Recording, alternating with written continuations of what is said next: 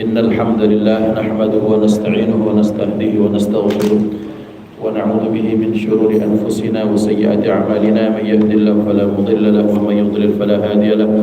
أشهد أن لا إله إلا الله وحده لا شريك له وأشهد أن سيدنا ونبينا محمدا عبده ورسوله من لا نبي بعده.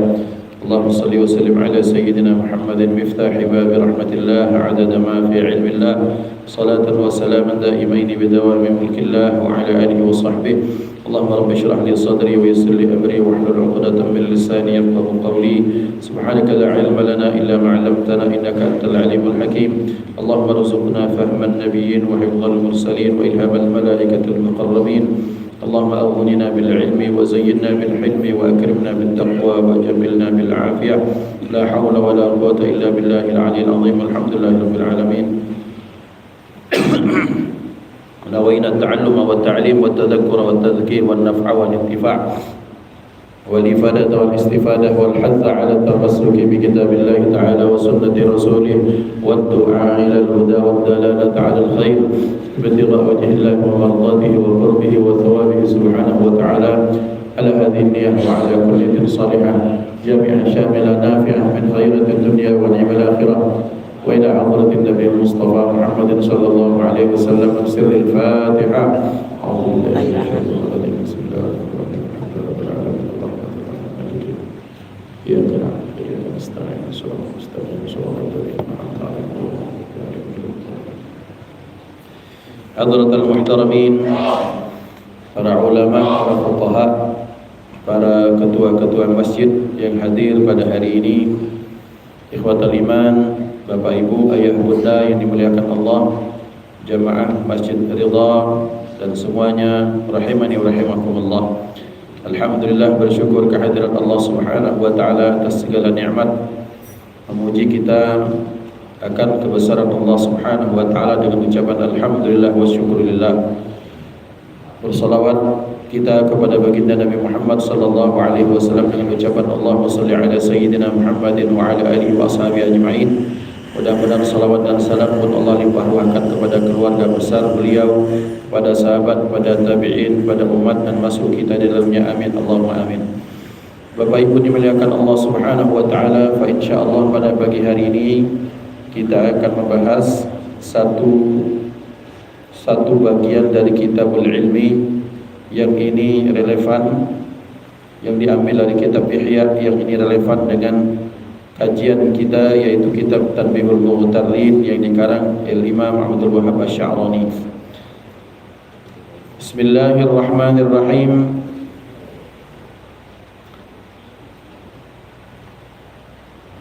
Ma ruwiya an Hatim al-Asammi tilmidhi Syaqiq al-Balkhi radhiyallahu anhuma.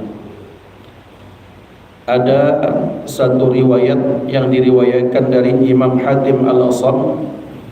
Imam Hatim al-Asam ini adalah murid daripada Imam Syaqiq al-Balkhi. Imam Hatim al-Asam adalah ulama yang besar. Beliau murid guru yang besar, yaitu Imam Syaqiq al-Balkhi. Imam Syaqiq al-Balkhi, namanya Syaqiq al-Balkh, itu adalah negaranya. Di mana terletak Balkh ini? Balkh ini terletak di daerah Rusia. Jadi Bapak Ibu dimuliakan Allah Subhanahu wa taala, bahwa kalau kita menganggap selama ini Rusia itu negara komunis, pemerintahnya komunis, tapi secara sejarah maka Rusia banyak sekali pecahan-pecahannya itu negara-negara muslim. Ada Dagestan, Turkmenistan, Tajikistan, kemudian Tan yang lain itu rata-rata muslim. Mengapa bisa sampai muslim? Karena ini buah dari semangat amar ma'ruf nahi munkar, buah dari semangat dakwah para sahabat Nabi Muhammad sallallahu alaihi wasallam, buah daripada didikan Hadratul Rasul sallallahu alaihi wasallam, bahwa semangat balighu anni walau ayah, sampaikan dariku walaupun satu ayat. Maka setelah dipanggilnya Rasulullah sallallahu alaihi wasallam menghadap Allah Subhanahu wa taala, beliau wafat. Maka kemudian para sahabat bukannya tak betah, tapi beliau sadar, mereka sadar bahwa mereka harus melanjutkan semangat dan tugas dakwah Rasulullah. Menyampaikan apa? Menyampaikan Islam ke seluruh alam semesta ini. Maka semangat ini kemudian tidak mempedulikan perbedaan apapun yang bakal dihadapi saat itu. Bagaimana maksudnya? Bapak Ibu, ada wong dari Palembang pindah ke Sulawesi, tugas melok lagi, dua lagi ini wong Palembang. Makanannya beda, tabiat orangnya beda, bahasanya beda, adat istiadat beda. Tapi mau tak mau karena tugas harus dilaksanakan. Ini baru tugas dunia. Maka mereka tetap harus sabar dengan kami rindu pindah, pengen makan pempek, pengen kalau kami keramaian di Palembang mamano, acara mamano. Maka hal-hal ini kemudian membuat berat kita untuk berangkat ke satu tempat yang merasa asing kita dengannya. Tapi para sahabat pun apakah mengalami seperti itu? Mengalami. Bahasanya beda, dari Arab ke bahasa Rusia. Tempatnya beda jauh, non jauh di sana, ribuan kilometer ditempuh dengan naik onta atau banyak juga jalan kaki. Bayangkan jalan kaki untuk menyampaikan satu ayat. Kemudian makanannya berbeda, adat istiadat pasti berbeda, cuaca pun berbeda. Kita tahu bagaimana Madinah dengan kondisinya. Arab kalau misalnya panas 50 derajat itu maksimal. Dibilang kalau dinginnya Madinah, Masya Allah luar biasa, betul. Tapi kalau sudah berhadapan dengan Rusia, dinginnya Madinah rasanya belum apa-apa.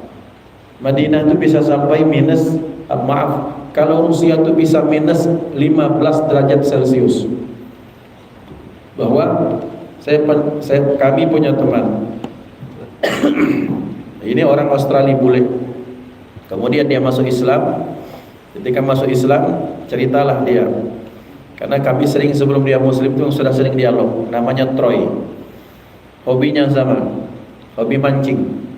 Cuman kalau kami ini kita ini mancing betok, dia ini mancing serius. Troy ini hobi kalau sekali mancing baca habis 450 juta. Kemana dia mancingnya? Salah satunya ke Mongol.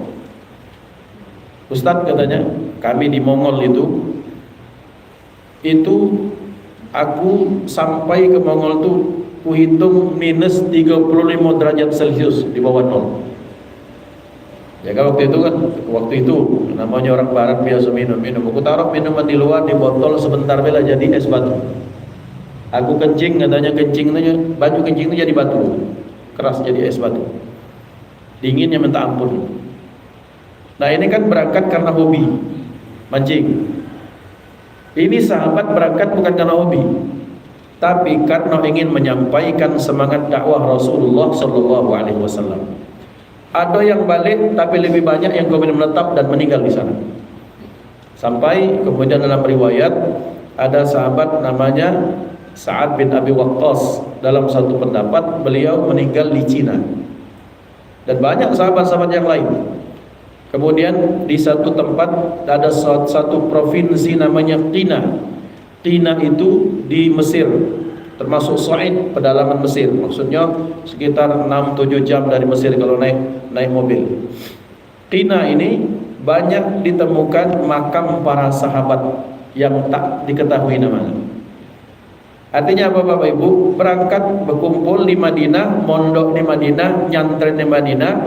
Ada yang sebulan, 2 bulan, ada yang bertahun-tahun, ada yang memang lahir di Madinah, kemudian berangkat menyebar ke seluruh alam untuk menyampaikan dakwah Rasulullah sallallahu alaihi wasallam. Maka karena berkah mereka berdakwah inilah kemudian banyak negara-negara akhirnya aslama, mereka masuk Islam. Dan kemudian jadilah misalnya seperti Imam Syaqiq Al-Balkhi. Imam Syaqiq yang beliau darahnya Arab, tapi beliau tinggal beranak pinak di Balakh. Ada satu tafsir yang fenomenal, masyhur tafsir ini namanya tafsir Al-Qurtubi. dikarang oleh Al-Imam Al-Qurtubi. Qurtubi itu orang Qurtubah. Qurtubah itu bahasa Arab. Bahasa Eropanya apa? Cordoba. Di mana? Di Spanyol. Jadi ada tafsir besar, hebat, masyhur. Jadi kalau orang pesantren, kalau anak-anak pengkaji tafsir, pasti minimal pernah dengar ada namanya tafsir Al-Imam Al-Qurtubi. Besar tafsirnya berjilid-jilid. Yang mengarang siapa? Orang Cordoba, orang Spanyol. Artinya berkah merantau, berkah dakwah, berkah menyampaikan tabligh walaupun satu ayat, maka Islam itu sampai ke alam semesta ke semuanya. Maka Bapak Ibu yang dimuliakan Allah Subhanahu wa taala, Imam Syaqiq Al-Balkhi seperti itu. Maka Imam Syaqiq Al-Balkhi ini punya satu murid namanya Imam Hatim Al-Asam. Hatim si tuli atau si peka. Kita sudah sangat sering jelaskan kenapa beliau dipanggil julukan seperti itu. Pada satu saat Imam Syaqiq Al-Balkhi bertanya kepada muridnya Imam Hatim Al-Asam. Kemudian Imam Syaqiq bertanya kepada muridnya, "Mundu kam sahibtani?" Wahai Hatim, muridku, sejak kapan engkau menemaniku, artinya membersamaiku sebagai penuntut ilmu?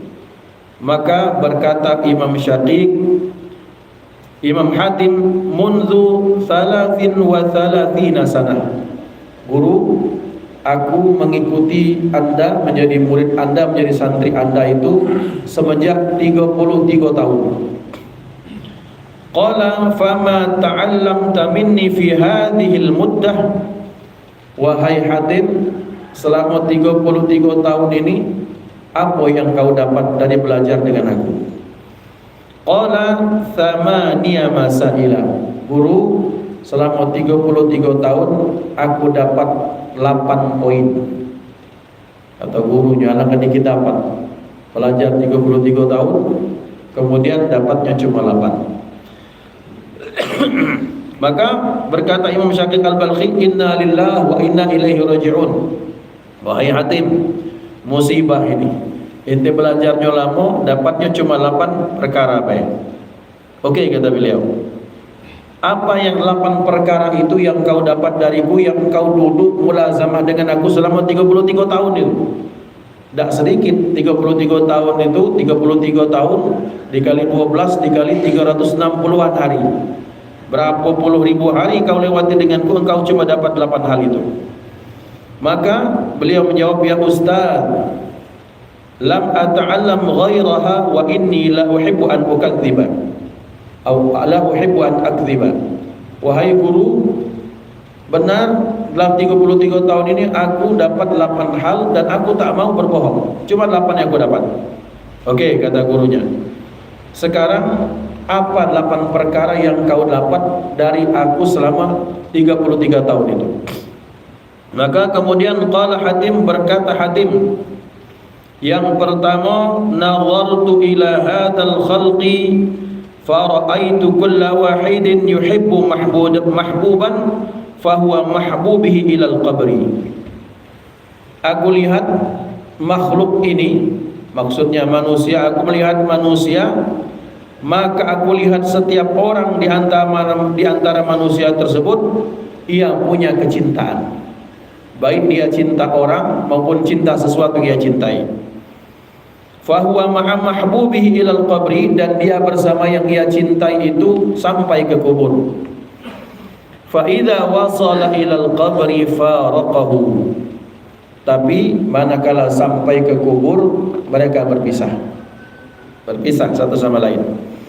Faja'altul hasanati mahbubi, maka aku jadikan kebaikan-kebaikanku sebagai kecintaanku, kesenanganku.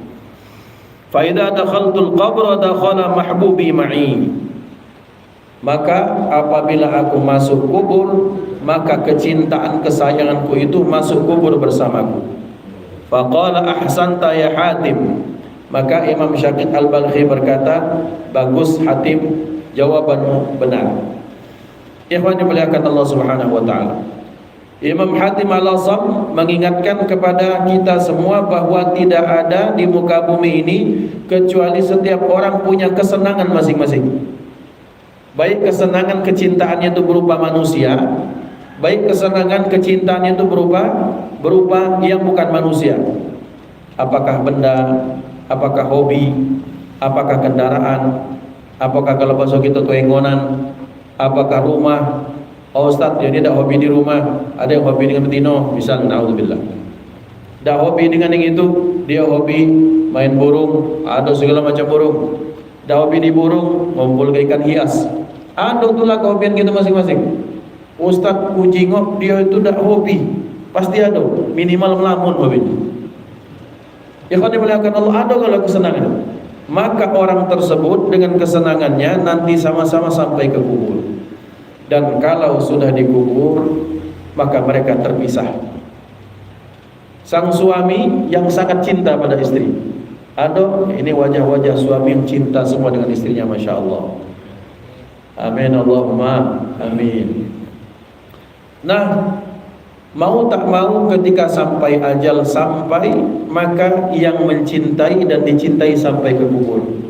Dan kata Imam Hatib, kalau sudah sampai di kubur harus berpisah. Suami yang sangat cinta pada istrinya, yang bilangnya hidup semati, sehidup semati, tidak baca. Karena ketika jasad istri yang dicintai masuk ke liang lahat, ada anak-anak yang harus diberikan makan, ada anak-anak yang harus dilanjutkan sekolahnya, dan itu pakai duit. Duit itu pakai usaha, berarti harus berpisah dia dengan yang dicintai. Ada yang hobi koleksi motor antik, vintage, segala jenis Vespa dia ada, dari tahun 70, 80 sampai tahun sekian ada. Tapi tak katik Vespa yang kemudian masuk nangawani dia ke liang kubur, tak katik. Ada kemudian orang yang hobi dengan mancing segala, nak dasaran, kemudian nak casting, nak popping segala macam, itu tinggal kalau stick pancing. Tak kata ada wasiat, kalau aku mati tolong stick pancing ini masuk ke bersamaku. Ngapo mun karena nakir pacak disogok dengan ikan, tak pacak. Maka setiap orang yang ketika dia punya kesenangan, ia bersama kesenangannya sampai ke kubur, dan kalau sudah sampai ke kubur harus terpisah. Jadi termasuklah yang senang dengan batu cincin jago ni. Bakal bisa ya. Pak Haji juga nak batu cincin. Apa kubis ni? Hobi batu cincin tu. Bismillah. Maka ikhwan yang muliakan Allah, ada yang koleksi mobil, tinggal mobilnya. Ada yang saya pernah bilang, sampaikan, ada yang kumpulkan sepeda Brompton berapa juta, 4 juta atau sekian. Ada sampai 40 Brompton tu. Padahal kan kunci kita kereta baik, tapi tak baca namanya hobi. Tapi mahbub al-habib ma'al mahbub farq, bahwa yang kekasih dengan yang dicintai, yang dikasih akan terpisah. Termasuklah seorang anak yang sangat bakti dan cinta pada orang tuanya, mau tak mau harus dipisahkan. Maka kata beliau, karena melihat fenomena seperti itu, faja'altul hasanati mahbubi. Maka karena seperti itu, karena harus terpisah, maka aku jadikan kebaikan-kebaikanku sebagai kekasihku. Aku jadikan amal-amal solehku sebagai kekasihku. Karena kenapa? Karena ketika aku masuk kubur, maka kekasihku itu akan menemaniku. Apa kekasihnya tadi? Namanya hasanat. Apa makna hasanat di sini? Hasanat artinya apapun yang Allah titipkan ke kita, kemudian kita pergunakan untuk mencari ridha Allah, itu jadi hasanah. Ada jabatan itu dipakai kemudian untuk berdakwah. Ada tokoh yang kami kagumi di Sumatera Selatan ini meninggal dan tak banyak orang tahu. Nama beliau Haji Muhammad Rifat. Beliau anak Allahyarham Kiai Haji Sidi Syekh Kiai Haji Abdul Rasyid Siddiq. Beliau belajar di Madinah, tamat LC, tapi beliau tak ambil jalur agama. Beliau begawe di Pertamina.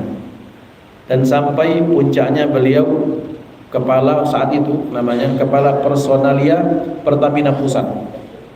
Dari beliau dari Prabu Muli sampai ke Jakarta itu Bapak, beliau sangat anti dengan meeting itu menjelang zuhur, itu sangat anti.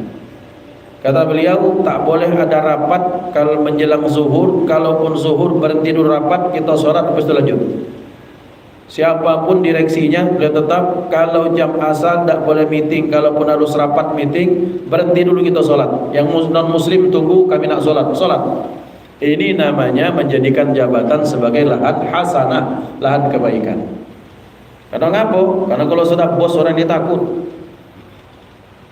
Kalau anak buah dipanggil komandan jam 3 datang Pak, jam 3 subuh.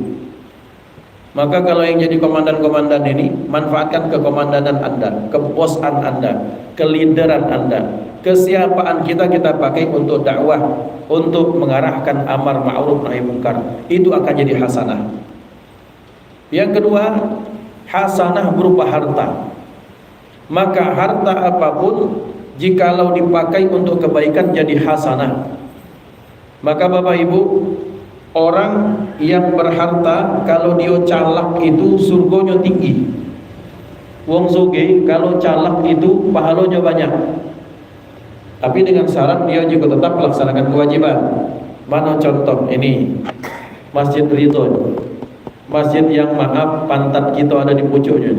Di mana kita sholat, di mana kita tadarusan, kita tarawih, kita taklim, kita silaturahim, kita makan-makan, kemudian kita apa pun kita lakukan di sini. Siapa yang memanen pahala, walaupun beliau sudah tak ada lagi, yang mewakafkan tanah untuk masjid ini, itu wong calak. Ngapa tak calak? Lah meninggal, jasad sudah terbujur kaku, tapi masih dapat pahala sholat semalam pahala semayang.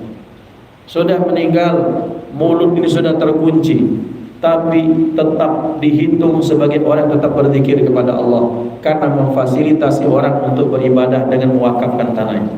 Siapa lagi yang nyumbang listrik, nyumbang mic ini, mungkin bakal diganti sound ini semakin mantap. Kemudian ngejuk kipas angin, ngejuk apapun sehingga kemudian masjid ini berdiri, ditegakkan sholat di dalamnya, dilaksanakan kebaikan di dalamnya, segala fasilitas yang dipakai untuk kebaikan, maka orang yang membantu akan mendapatkan kebaikannya. Itu namanya orang calak. Ini orang calak tuh bukan makan pempek limo ngaku tigo, tidak calak, bahaya untuk dirinya. Yang calak tuh yang seperti itu. Dia sholat wajib, dia sholat sunnah, tapi amalannya untuk dirinya sendiri. Tapi manakala dia nafkahkan hartanya, maka amalannya untuk orang banyak. Maka sebanyak pahala, kebaikan, manfaat yang dipakai oleh orang banyak, dia dapat kebaikan. Itu namanya orang yang cerdas. Itu harta. Jadi hasanah, jadi kebaikan. Berikutnya apa lagi? Badan besar tinggi, kuatnya di atas rata-rata.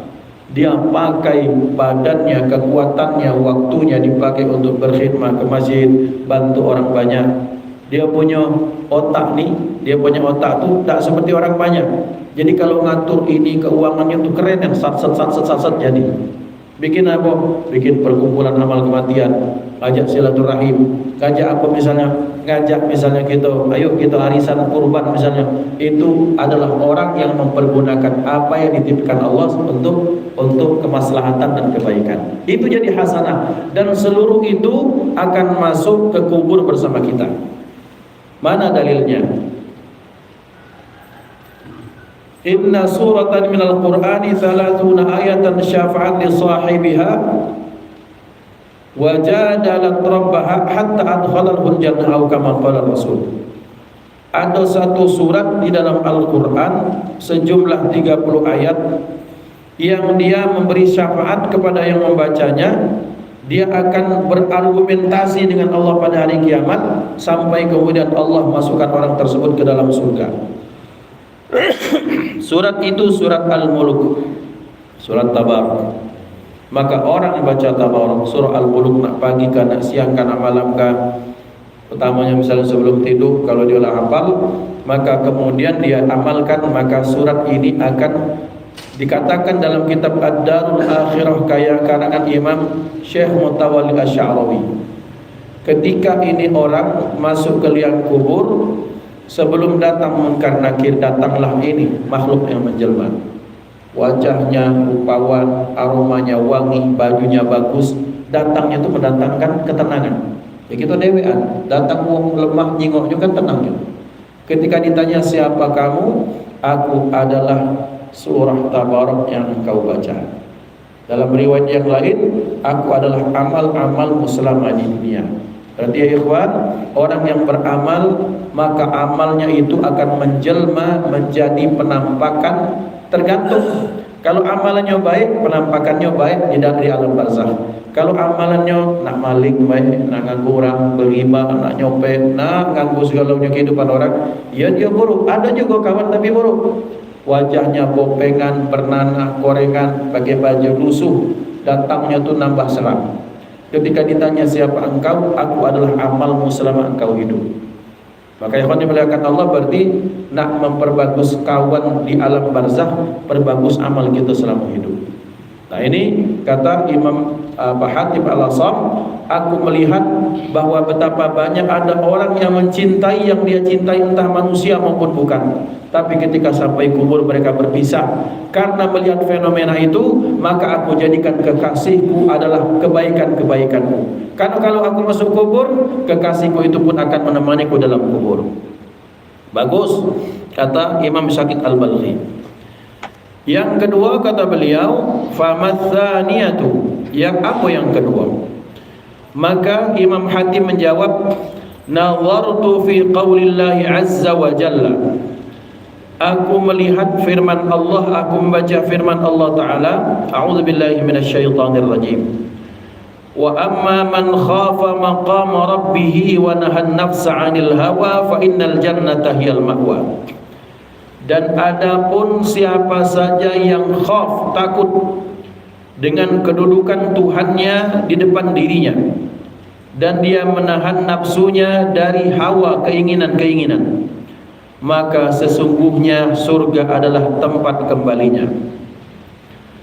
Fa'alimtu anna qawlahu subhanahu wa ta'ala huwal haqqa atau huwal haqqu, maka aku tahu, aku sadar bahwasanya firman Allah itu benar adanya.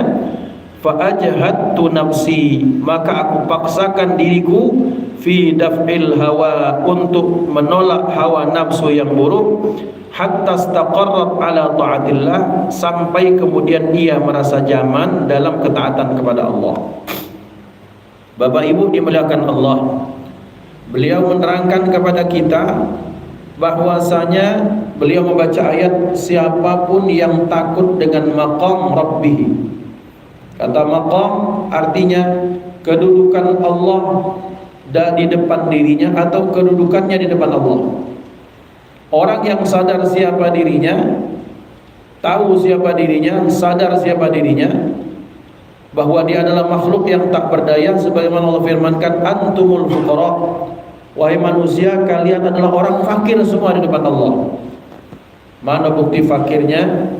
Jadi itu kita ulangi lagi, pernah dulu sebelum James Webb itu kan ada teleskop besar yang mengorbit di udara, itu sekarang namanya James Webb. Dulu sebelum James Webb itu, sekarang sudah pensiun dia, sudah hilang dari peredaran, namanya teleskop namanya Voyage atau Voyager. Tahun 90 Voyage itu atau Voyager itu ngirim foto ke NASA, ke bumi. Yang dikirim di antara sekian banyak gugusan antariksa itu ada satu titik biru kecil sekali. Kalau bapak-bapak kita ada HP, kan HP ini kan ada kita kenal misalnya berapa fotonya? 5 megapiksel. Nah, piksel itu titik-titik yang kemudian ketika dia diarahkan dia menjadi foto sesuai dengan kita kehendaki. 1 megapiksel artinya 1000 piksel. 1 piksel itu 1 titik kecil yang ada di HP itu. Kalau kita lihat layar HP kecil-kecil. Nah, ada satu bentuk yang berwarna biru, besarnya 0,6 piksel, dan itulah bumi gitu. Bumi kita dijengok dari sekian juta kilometer, difoto cuma 1 titik kecil. Dan kalau dilihat di luar, zoom out lagi, jangankan bumi, bahkan antariksa Bima Sakti ini bahkan seperti sebutir debu. Nah, Bapak Ibu dimuliakan Allah, maka Ketika orang yang sadar bahwa yang menciptakan alam semesta ini tak mungkin manusia, tak mungkin yang lemah, pasti zat yang maha hebat. Sadar kita akan kehebatannya, satu. Yang kedua, kemudian kita menahan diri kita dari hawa nafsu, maka dia akan mendapatkan tempat kembali berupa surga. Maka kata Imam Hatim,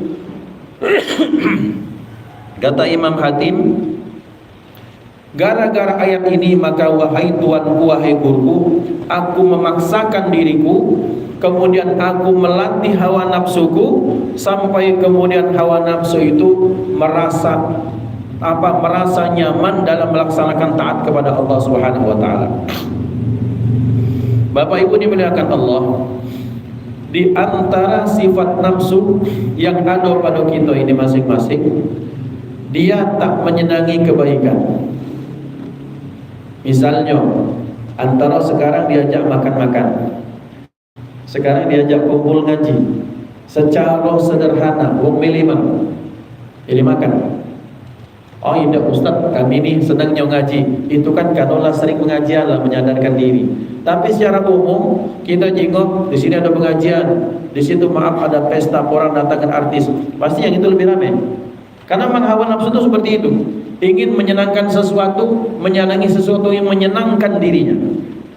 Maka dikatakan dalam kitab Hikam Ibnu Athaillah Sakandari, kalau ada dari dua kebaikan yang sama dan kamu tak tahu harus bertanya kepada siapa, mana yang lebih besar pahalanya, mana yang lebih diridai Allah Subhanahu wa taala, maka kata Imam Ibnu Athaillah, tanya pada nafsu, engkau lebih cenderung berat kemana? Kalau dia berat, itulah yang kau lakukan, karena hawa nafsu paling tak senang dengan sesuatu yang berat akan dirinya. Maka kemudian sampai kata beliau, ketika kemudian aku paksakan hawa nafsuku, awalnya terpaksa, lama-lama akhirnya merasa nyaman. Bapak Ibu, awalnya kita ini terpaksa ngaji, terpaksa sholat, terpaksa silaturahim, terpaksa nak melok kondangan, terpaksa takziah. Awalnya, kemudian kita biasakan sampai akhirnya kita merasa kekurangan kalau kita tidak ngaji. Itu namanya hawa nafsu kita sudah merasa nyaman dengan ketaatan. Dan kalau sudah seperti itu, kebaikan dimanapun, Masjid Ridho, Masjid Nur Iman, Masjid Akbar, masjid manapun dia akan digari, dicari. Ngapa? Dia hawa nafsunya sudah merasa nyaman dengan ketaatan. Dan kalau orang sudah merasa nyaman hawa nafsunya dengan ketaatan, itulah orang-orang yang punya diri yang sudah tenang dengan kedekatannya dengan Allah Subhanahu wa taala. Maka kata beliau, kalau sudah seperti itu, aku akan berupaya memaksakan diriku supaya dia tenang dengan kebaikan. Ada orang punya lisan gatal kalau tidak ngesah kubur. Itu lisan yang jarang zikir menyebut nama Allah. Kalau lisan sudah sering dipakai baca Quran, lisannya dipakai untuk mengucap subhanallah, alhamdulillah, kalimat thayyibah, lisannya dipakai untuk bersolat kepada Rasulullah, dia sayang Pak. Seolah-olah bagi dia kalau lisannya itu menghibah orang, maka dia sedang meneteskan benih-benih racun di lidahnya. Dan Bapak Ibu, kami tak perlu sebut nama. Ada seorang terkenal di zaman itu tahun 90-an. Hobinya ini, ada punya satu hobi. Dia ini hobi mencaci Abu Said Muhammad bin Ali Al-Maliki. Yang dicaci ini ulama, yang dicaci ini Masya Allah wali min awliyaillah, yang dicaci ini muridnya besar-besar, Mbah Maimun Zubair murid beliau, kiai-kiai besar Jawa itu murid beliau, dicaci maki sama beliau, sama almarhumin. Menjelang ajal Allah timpakan, dan itu wujud kasih sayang Allah, kita yakin Allah timpakan kepada fulan bin fulani, dia kena saratanul lisan, dia kena kanker lidah. Dan kita yakin itu wujud kasih sayang Allah. Ketika kelak di akhirat, maka dosa lisannya sudah tak ada lagi insyaallah. Tapi maksud saya adalah betapa ternyata ada orang yang merasa kurang kalau belum menghina orang lain. Betapa ada orang yang kalau belum ngesahkan orang lain gelisah di hari itu. Apalah yang kurang, oh ya belum berhibah hari ini, nyari kawan, cari membuat majelis ghibah. Solat dia, zakat, puasa, Masya Allah. Tapi yang seperti ini pahalanya kelak di akhirat tunjukkan kepada orang yang dia ghibahi. Jadi sayangi amal kita dengan cara jaga lisan kita, jangan sampai kita menceritakan kekurangan orang lain. Tutup, cukuplah lisan kita. Sayang kita lah belajar, lah berzikir apa-apa, kemudian kalau mencari kekurangan dengan lisan, itu artinya hawa nafsu kita masih nyaman dengan kemaksiatan, dan kita belajar untuk menahan itu. Yang ketiga, kata beliau, as-salisatu anni nazartu ila hadzal khalqi, aku melihat banyaknya makhluk atau manusia. Fara'aitu kulla wahidin ma'ahu syai'un lahu qimatun wa miqdarun rafa'ahu wa hafidhahu. Aku melihat banyak manusia, dan ketika manusia tersebut punya barang yang berharga baginya, maka dia jaga barang tersebut. Thumma nazartu ila qaulillahi ta'ala, kemudian aku baca firman Allah Ta'ala, ma indakum yanfad wa ma indallahi baq. Apa yang ada pada sisimu akan hilang, akan habis, dan apa yang ada di sisi Allah akan terjaga. Fa kullama waqa'a ma'i syai'un lahu qimatun wa miqdarun wajjahtuhu ila Allah liyabqa indahu mahfudha. Sederhananya kata beliau, setiap orang pasti punya barang berharga, dan kalau ada barang berharga bagi dirinya, pasti dia jago, dia betul-betul jago, jangan sampai hilang, jangan sampai rusak. Kemudian aku baca firman Allah Ta'ala, apa yang ada di sisimu itu akan habis, dan apa yang ada di sisi Allah itu akan terjaga. Maka setiap kali aku merasa ada sesuatu yang berharga bagiku, maka langsung aku serahkan kepada Allah. Nah, Bapak Ibu dimuliakan Allah, beberapa hari yang lalu viral di Masjid Nabawi itu tiba-tiba merembes banyu keluar. Mungkin ada yang nonton ya. Jadi keluar merembesnya itu banyu. Kemudian ketika ditanya dari mana, ternyata dulunya itu adalah mata air di kebun kurma seorang sahabat, yang itu dia nafkahkan untuk fisabilillah, untuk Rasulullah dan orang-orang muslim. Maka itu jadi harta simpanan kekal untuk beliau.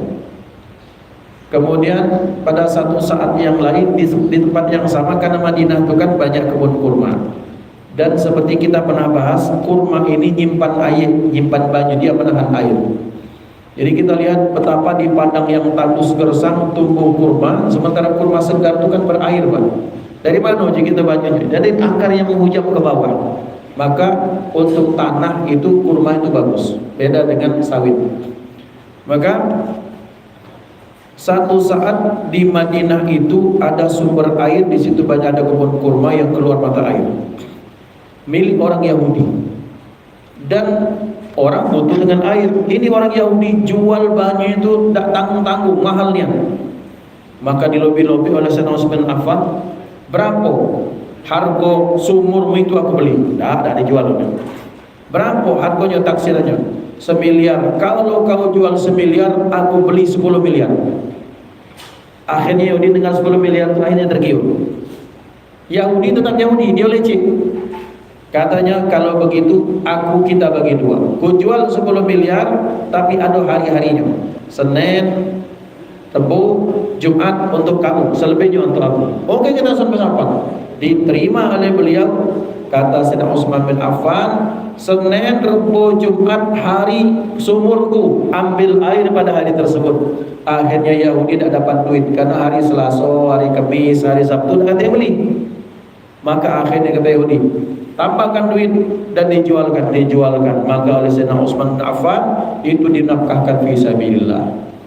Tanah ini kemudian ada pemerintah Saudi dari dahulu, bukan dari Saudi ya, dari pemerintah, dari khalifah, dari dulu sampai sekarang tanah ini diolah, dan zaman sekarang wakaf hasil tanah, hotelnya segala macam itu dimasukkan rekening atas nama Sayyidina Utsman bin Affan. Dan uang itu diputar untuk memberikan bantuan ke seluruh dunia.